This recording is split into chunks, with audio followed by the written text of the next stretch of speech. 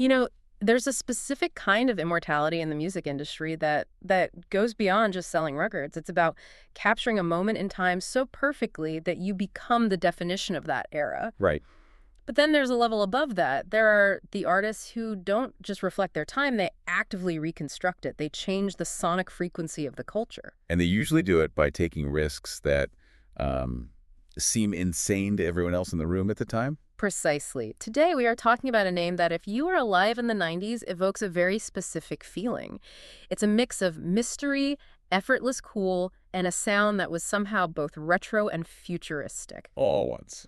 We are talking about Aaliyah Dana Haughton. To the world, she was just Aaliyah, the princess of R&B. The queen of urban pop. Yeah. Titles that she earned, solidified, and defended before she was even legally allowed to rent a car in the United States. It's incredible. And the name itself, Aaliyah, it's heavy. It comes from the Arabic, meaning the highest, most exalted one, the best. That is a lot of pressure to put on a kid from Detroit.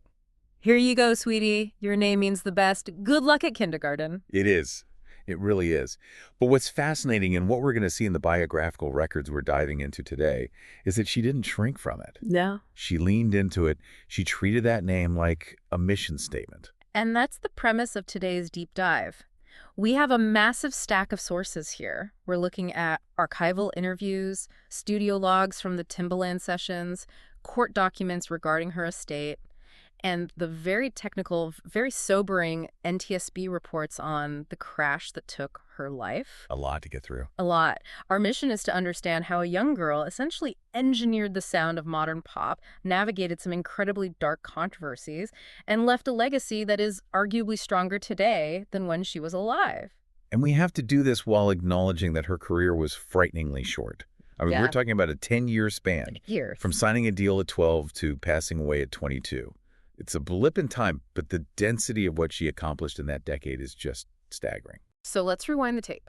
Because Aaliyah wasn't an overnight success in the way we think of viral stars today. Not at all. She was grinding from the time she could walk.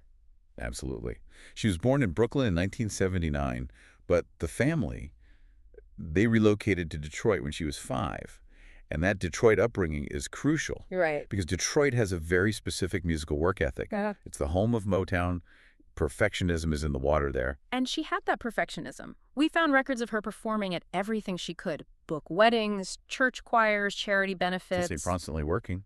But there was a specific catalyst, right? A moment where it went from cute hobby to career path. First grade. Gizu Elementary School. She was cast in the stage play of Annie. The orphan who captures the billionaire's heart. Classic. A classic. But for Aaliyah, it wasn't just a play. She spoke about this later, being on that stage, feeling the audience, the lights. It triggered something. She realized that the stage was where she felt most comfortable. It wasn't about attention, it was about expression. And she took that energy straight to the biggest arena available for a kid in the late 80s and early 90s. Star Search. Of course. The American Idol of its day. She was 10 years old. And I want to pause on her song choice here because it reveals so much about her musical instincts even at that age. What does she sing? She didn't pick a nursery rhyme or a current pop hit. She chose My Funny Valentine. Wow. A jazz standard. That is a complex song. It requires phrasing, emotional depth, breath control. Most adults struggle with that song. Exactly. It showed she was listening to the greats. Yeah. She was studying the craft, not just the charts. But here is the pivotal moment of her origin story. She lost. She didn't win. She lost. And for a lot of child prodigies, that is the breaking point. I'm sure. You're the best singer in your church, the best in your school, and then you get on national TV and someone tells you, no. That can crush a kid's ego. But for her, it seemed to work the opposite way. It wasn't a stop sign. It was a speed bump. It was fuel. It taught her that talent isn't enough. You need resilience. And she carried that lesson into her education. This is one of my favorite parts of her profile. The school thing. Yeah. While she was becoming a global superstar, she was attending the Detroit High School for the Fine Performing Arts. And she wasn't just showing up to sign autographs in the cafeteria. No. She was a serious student. She graduated with a 4.0 GPA. A 4.0. We're talking about a teenager who would go record a music video, fly back to Detroit, and sit in a classroom to take a history test. That level of discipline is wild. Most high schoolers can barely manage a 4.0 without a recording contract. She was incredibly pragmatic. She actually said in interviews that she kept her education up because she viewed it as a fallback plan. A fallback. Yeah, she loved history. She said if the music thing fizzled out, she wanted to teach music history or drama. Imagine walking into your Music History 101 class, and Professor Aaliyah is standing at the chalkboard. It speaks to her groundedness. She never assumed fame was permanent. But we also have to be real about how she got her foot in the door. Right. Hard work is one thing, but access is another. And Aaliyah had access. The family connection. We have to talk about the uncle. Barry Hankerson, he was a major entertainment lawyer in Detroit. He knew everybody. And, crucially, he was married to Gladys Knight. Having Gladys Knight as an aunt by marriage, I mean, that is quite the mentorship program. It's the ultimate apprenticeship. Aaliyah was performing on stage with Gladys Knight in Las Vegas at age 11. 11. She was watching how a legend managed a crowd, how she handled the band, how she preserved her voice. That is an education you cannot buy at Berkeley. And didn't Tupac, who was just blowing up at the time, see her perform? He did. He saw her with Gladys and was reportedly mesmerized. He wanted to sign her. Wow. But Barry Hankerson kept it in the family. He signed her to his own label, Blackground Records, and secured a distribution deal with Jive Records. She was 12 years old. 12. So the machinery is in place, the talent is there, the deal is signed. And this leads us directly into her debut era and inevitably into the darkest and most controversial chapter of her life. It does. Barry Hankerson introduced his niece to the man who would define her first album, R. Kelly. Who became her mentor, lead songwriter, and producer. For age, ain't nothing but a number. Okay, so before we get into the controversy, we need to look at the music. Because strictly from a sonic perspective, this album was a hit. It was huge. It sold 3 million copies in the U.S. The sound was distinct. Aaliyah described it as street but sweet. Street but sweet. I like that. Here you had R. Kelly's production, which was heavily influenced by New Jack Swing, that bouncy, rhythmic, hip-hop adjacent soul. And then you had Aaliyah's voice. Which was so different from the other divas of the time. You know, she wasn't trying to outsing Whitney Houston or Mariah Carey. She had this silky falsetto range. She sang with a certain coolness. Back and forth, and at your best, you are love, which was an Isley Brothers cover, showed she could handle both the club tracks and the ballads. So she had range. Instantly a star. But we cannot and should not separate this art from the context of its creation. We have to talk about the marriage scandal. And I want to be very careful to stick to the facts we have in the sources, because this story has been mythologized in so many ways. The facts are damning enough without mythology. In 1994, rumors began to circulate that Aaliyah and R. Kelly had secretly married. Context. She is 15, he is 27. A massive power imbalance, a massive age gap. And initially, they both denied it. Of course. But Vibe magazine, which was doing incredible journalism at the time, dug up the actual marriage certificate. And this document, it's a piece of evidence of a crime, really. It is. The certificate is dated August 31st, 1994. It lists the location as a Sheraton Hotel in Rosemont, Illinois. And critically, it lists Aaliyah's age as 18. Which was a lie. A falsification. A felony. And the sources, they indicate that this wasn't just a secret romance. This was likely a maneuver to protect Kelly legally. How so? If they were married, she couldn't be compelled to testify against him regarding sexual relations with a minor. It was a strategic move by the adults in the room. And the adults eventually stepped in. Her parents found out. They were furious. They had the marriage annulled in February 1995. And the aftermath of this is where we see Aaliyah's strength, but also the cruelty of the industry. She cut him off completely, right? Completely. Yeah. Severed all ties. Yeah. Professionally and personally. And she adopted a policy of absolute silence. She would not speak his name in interviews. If a journalist asked, she gave a firm, frosty no. And I think for a long time, people interpreted that silence as, what, complicity? Or maybe just confusion? But looking back, it feels like survival. It was survival. Damon Dash, who dated her years later, said she told him Kelly was a bad man, but that she was physically traumatized by even discussing it. She walled it off. And the industry, they didn't exactly rally around her, did they? No. And this is the part that really makes you question the morals of the music business in the 90s. Yeah. While R. Kelly's career continued to skyrocket, I mean, he was winning Grammys, writing I Believe I Can Fly. Aaliyah was the one who was stigmatized. Her cousin, Jomo Hankerson, used the word villainized. Exactly. She was the victim, yet she was viewed as damaged goods or too controversial. That's insane. When it came time to record her second album, they actually struggled to find high-profile producers who wanted to work with her. They were afraid of the baggage. So here she is. She's 16, 17 years old. She's leaving Jive Records, moving to Atlantic. She has a platinum album, but she's essentially an outcast in her own industry. She needs a new sound. Yeah. She needs to prove she isn't just an R. Kelly creation. This is the pivot point. This is where the Aaliyah we know today is truly born. Yes. She needed collaborators who didn't care about the industry politics, and she found two people who were essentially weirdos in the best possible way. Timbaland and Missy Elliott. The dream team. But at the time, they weren't legends. They were kids from Virginia who were making music that nobody else understood. That's right. And I read that Missy was actually terrified to meet Aaliyah. Terrified? Why? She was. Missy and Timbaland were unproven. Aaliyah was a star. Missy thought Aaliyah would be a diva, that she'd be difficult. Oh, okay. But she said Aaliyah walked in, was incredibly warm, and treated them like family immediately. That trust allowed them to experiment. And experiment is the right word, because we need to pause here and really look at the sonic landscape of 1996. Okay. Because if you were listening to the radio then, you were hearing a lot of post-New Jack Swing.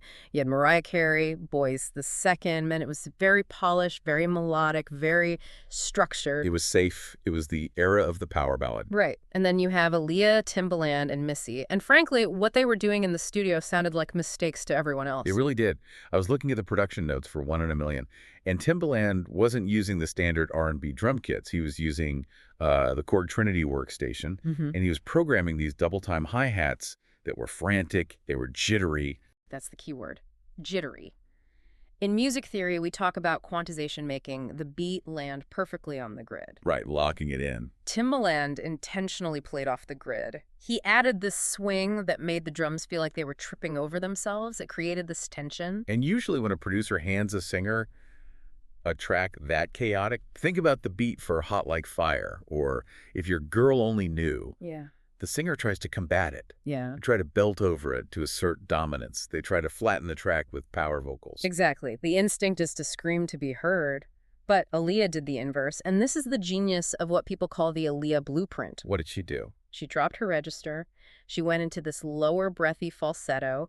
She wasn't fighting the beat. She was weaving through the negative space. It was almost like ASMR before ASMR was a thing. That's a brilliant way to put it. It was intimate. She forced the listener to lean in. So by singing softer, by engaging in that specific vocal restraint, she made Timbaland's aggressive, futuristic production sound sophisticated rather than just noisy. It turned the tomboy aesthetic into a sound. And speaking of the tomboy aesthetic, we have to discuss the look, because the sound and the visual were perfectly synced. It was iconic. The baggy pants, the oversized jackets, the dark sunglasses, the hair swooping over one eye. Which she said was inspired by the old Hollywood actress Veronica Lake. Oh, wow. I didn't know that. Yeah. It was this mix of street toughness and classic glamour. And the Tommy Hilfiger campaign, that was a cultural reset? Massive. She became the face of Tommy jeans. There was this specific campaign where she wore these baggy red, white, and blue jeans with a bandeau top. I remember that image. It was everywhere. And it translated to sales. Mm-hmm. The company sold over 2,400 pairs of those specific jeans almost immediately. Wow. It proved that Aaliyah wasn't just a singer. She was a trendsetter. She made cool marketable. She bridged the gap between the mall and the street. And as she grew up, she navigated the transition from tomboy to woman very carefully. She did. She controlled the narrative. Yeah. By the time we get to the late 90s, she's showing a bit more skin, the midriffs are out, but she always maintained what she called classy boundaries. Right. She wasn't letting the industry over-sexualize her. She was defining her own sexuality. So she conquers music. She conquers fashion. The next frontier was obviously Hollywood. And usually when singers try to act, well, it can be painful. It can be. Yeah. But Aaliyah had that drama background from high school. She took it seriously, and she landed a major role right out of the gate. Romeo Must Die in 2000. A martial arts adaptation of Romeo and Juliet opposite Jet Li. It was a huge commercial success. It debuted at #2 at the box office. And while the critics were a bit mixed on the romantic chemistry with Jet Li, I remember that. Some felt it was a bit chase. Everyone agreed on one thing. The camera loved her. She had presence. She didn't look like a singer trying to act. She looked like a movie star. But for me, the real triumph of Romeo Must Die wasn't even the acting. It was the soundtrack. She executive produced it. And it gave us the song Try Again. Which is a historic track. We have to explain why, because the music industry rules were different back then. Right. In 2000, for a song to chart on the Billboard Hot 100, you usually had to have a physical single available for people to buy in stores. Sales drove the chart. Exactly. But Try Again was so dominant on the radio, people were calling stations nonstop to request it, that it became the first song in history to reach #1 on the Billboard Hot 100, based solely on radio airplay. That is sheer demand. Yeah. That is the public saying, we need this song. And the video. We have to shout out Fatima Robinson, the choreographer. Of course. The video for Try Again, with the mirrored room, the intricate hand movements, it won the MTV Awards for Best Female Video and Best Video from a Film. It raised the bar for what a dance video could look like. So at this point, we are in the year 2001. Aaliyah is 21, 22 years old. She is on top of the world. And her schedule, I mean, looking at her calendar from that year, gives me anxiety. It was relentless. She's becoming a franchise actress. She had filmed Queen of the Damned, playing the vampire queen, Akasha. A cult classic role. She played this ancient, powerful, manipulative vampire. And she was cast in the Matrix sequels. This is the what if that always haunts fans. She was supposed to be Z. She was cast as Z. She had already filmed scenes for The Matrix Reloaded. Really? They are actually available on some of the DVD extras. Seeing her in that universe it made so much sense. She fit that cyberpunk aesthetic perfectly. And amid all this filming, spending months in Australia, she was recording her third album. The self-titled album, Aaliyah, often called the Red Album. And because of the film schedule, there had been a 5-year gap since One in a Million. That's a lifetime in pop music. It is, but she used that time to grow. The album was recorded in studios in Australia while she was shooting Queen of the Damned. So she's playing a vampire by day and recording these dark, edgy R&B tracks by night. You can hear that influence. The album is moodier. It's more complex. It's a statement of maturity. Songs like We Need a Resolution, that's not a standard love song. It's about communication breakdown, about anxiety. And musically, she was exploring her range. There's a great story from producer Daryl Simmons about this era. He was working with her on a track, and he walked in while she was warming up. Yes. He caught her doing opera scales. Full soprano, powerful projection. Opera. He was shocked. He asked her, why don't you sing like that on the records? And what did she say? And she basically said she liked the chill, laid-back vibe, but she could do it. On the self-titled album, especially on tracks like I Refuse, you start to hear her unleash that power. She was done whispering. The album was released in July 2001. It debuted at #2. The reviews were glowing. Critics called it an artistic leap forward. Everything was aligning. Everything was perfect. And that brings us to August 25, 2001. The day everything changed. Let's walk through the context of that day. Because when you look at the details in the investigation reports, it's not just a freak accident. No. It feels like a cascade of small decisions and systemic failures that led to a catastrophe. It does. Aaliyah and her team were in Bahamas at the Marsh Harbor Airport in the Abaco Islands. They had been there filming the music video for Rock the Boat, which is a beautiful, sunny, aquatic video. They had finished filming a day ahead of schedule. And naturally, after days of work in the sun, the group was eager to get back to the U.S., back to Miami. They had a flight scheduled for the next day on a larger plane, right? Correct. But they didn't want to wait. They wanted to leave immediately, so they chartered a flight right then and there. And the plane they secured, it wasn't the Cessna 404 they arrived in. No, it was a Cessna 402B, a smaller twin-engine light aircraft. And this is where the physics of the tragedy begin. They tried to fit the entire party, Aaliyah plus 8 others, and all their equipment onto this smaller plane. The passengers included her hairstylist, Eric Foreman, makeup artist Christopher Maldonado, security guard Scott Gallen, family friend Keith Wallace, and record execs. Plus, heavy camera equipment, luggage, costumes. And the investigation into the crash. This brings us to the NTSB and the AAIB reports. And I want to be specific here because overloaded is a generic term. It is, yeah. When you look at the Cessna 402 manifest for that flight, the issue wasn't just the total weight, though being 700 pounds over maximum takeoff weight is suicidal physics. It was the center of gravity, or CG. Exactly. In aviation, balance is just as important as weight. The report indicates the passengers and the heaviest cargo were loaded toward the back of the plane. So too much weight in the tail. In aerodynamics, if your center of gravity shifts too far aft towards the tail, the plane becomes unstable in pitch. Basically, the tail is too heavy, so the nose wants to point up. Precisely. So picture the takeoff roll. They are accelerating down the runway at Marsh Harbor. The pilot pulls back on the yoke. The plane lifts off. But because the CG is so far back, the nose pitches up aggressively, much higher than a normal climb angle. And when the nose goes up that high, the wings lose lift. It's called an aerodynamic stall. The wings are no longer generating enough lift to counteract gravity. The airflow separates from the wing. The aircraft essentially becomes a falling object. Oh my God. Witnesses describe the plane hanging in the air for a second, banking hard to the left, and then nose-diving into the scrub, just 200 feet from the runway. It barely made it off the ground. Everyone on board was killed. The coroner's report noted that Aaliyah suffered severe burns and a blow to the head. It stated that even if she had survived the initial impact, her injuries were non-survivable. It's a terrifying sequence, and what makes it so infuriating to read in the report is that this wasn't an accident in the sense of a mechanical failure. This was a mathematical certainty before they even started the engines. It was a chain of negligence. And we have to talk about the pilot, Luis Morales III, because the deeper you dig into his background, the more shocking it gets.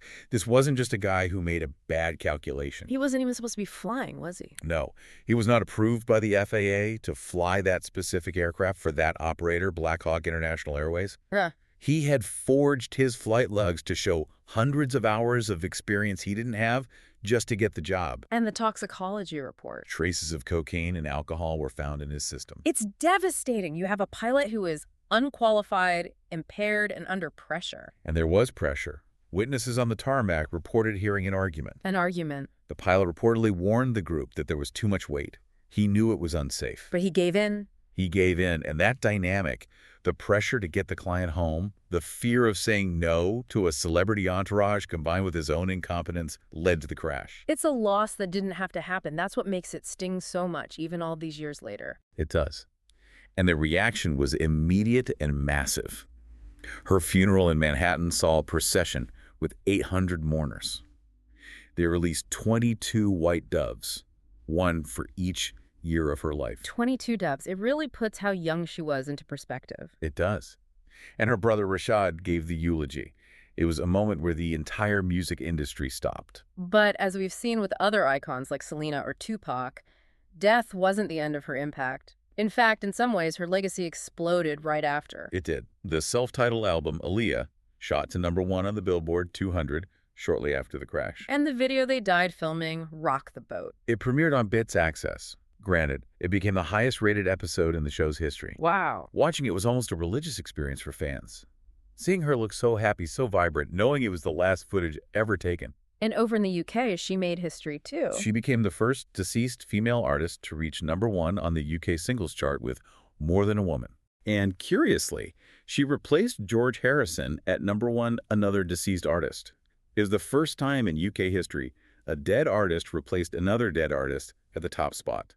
Then came the posthumous releases. I Care For You in 2002, which had unreleased tracks like Miss You. The Miss You video is still hard to watch. It featured Jay-Z, DMX, Missy Elliott, Queen Latifah, practically the whole industry lip-syncing her lyrics as a tribute. Oh, wow. It showed how deeply she was loved by her peers. But her posthumous career hasn't been without its own controversies. We have to talk about the Unstoppable era and the messiness with the streaming services. Right. For a long time, over a decade, Aaliyah's music wasn't on Spotify or Apple Music. Oh, not. It was stuck in legal limbo between her uncle's label, Blackground, and the distribution companies. Which was a tragedy because it meant an entire generation of kids, Gen Z, was growing up without easy access to her sound. You couldn't just put 1 in a million on a playlist. Exactly. And then there was the attempt to make new music. In 2012, there were rumors of a posthumous album produced by Drake and his producer 40.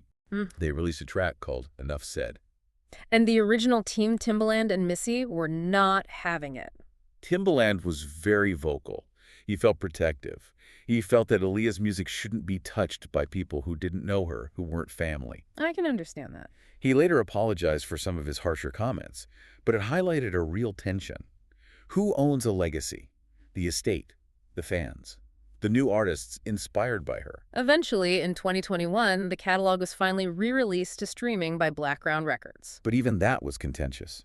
Aaliyah's estate, specifically her mother and brother, issued a statement denouncing the release as an unscrupulous endeavor done without transparency. So even when the fans finally got the music, it felt complicated. It was messy. But ultimately, the music spoke for itself. When the albums hit streaming, They re-entered the charts immediately. Really? One in a Million hit the top 10 on the Billboard 200 for the first time, decades after its release. It proved the music wasn't just nostalgia, it was timeless. And that leads us to her influence today. We threw around the term blueprint earlier. Let's unpack that. What exactly is the Aaliyah blueprint? It goes back to that studio session with Timbaland. It's the juxtaposition of the soft and the hard. Okay. That sweet, angelic, restrained vocal over a hard, trap-influenced or electronic beat. If you listen to modern R&B, Shanae Aiko, HER, SCA, Tinashe, they are all walking through a door Aaliyah opened. Even the guys. Drake is essentially the president of the Aaliyah fan club. Drake has a giant tattoo of her face on his back. The Weeknd samples her. They credit her with inventing the vibey, moody R&B sound that dominates the charts today. And it's not just R&B. I was reading about her influence on dubstep. Yes, because Timbaland's production on One in a Million was so bass-heavy and experimental, electronic producers view those tracks as foundational texts.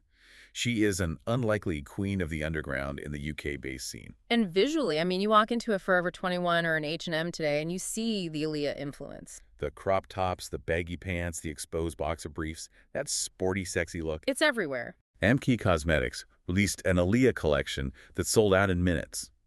Her silhouette is just as recognizable as her voice. It really is amazing. We're talking about someone who died in 2001, and yet she feels incredibly present in 2026. That's the definition of an icon. She sold 32 million albums worldwide. She redefined the sound of a decade. She transitioned to film. And she did it all before turning 23.